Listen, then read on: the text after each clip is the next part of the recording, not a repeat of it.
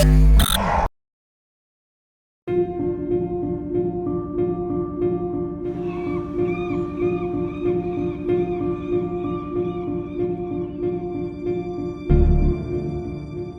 Beyond Earth feels much different from Civ 5 right away. When you land on planet, you're immediately met with these hostile aliens, and of course you have barbarians in Civ 5, but this is going to feel a lot different.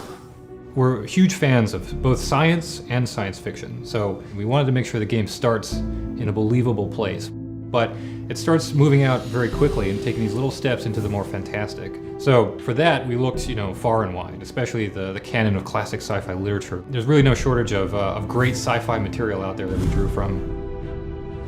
One of the things that we had a great time doing was figuring out who the cast of characters is going to be.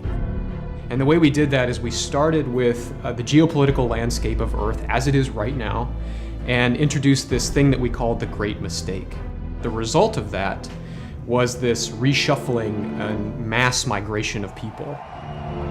So the nations sort of reassembled themselves and clawed their way out of this dark age, and it's at the point where they're finally back on their feet again that the game begins, where they're sending spaceships to new worlds.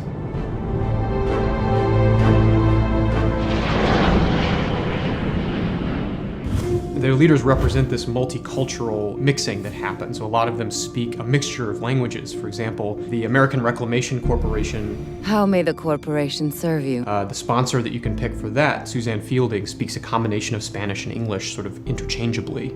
Imposible. A lot like how everybody swears in Chinese in Firefly. It tells a lot about what happened without saying much.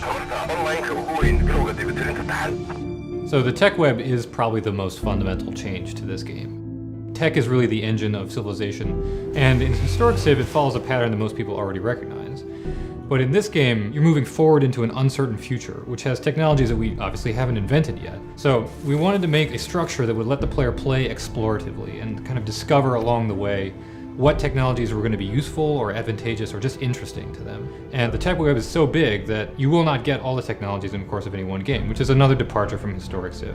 But then you start again and end up with a completely different blend that makes your game more exploratory and also more replayable. The orbital layer is a really exciting addition to Civilization. The ground is always the star of the show, and the orbital layer is there to reinforce that drama that's going on underneath.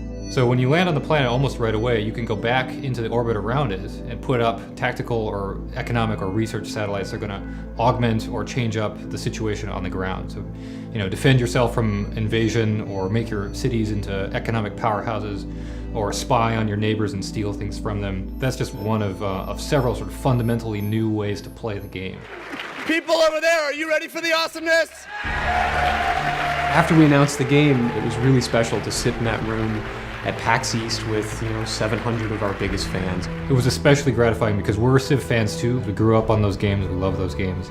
And this game was really inspired by that. It's really our thank you to the fans who've been asking us to make this game for a long time and we've wanted to make for a long time.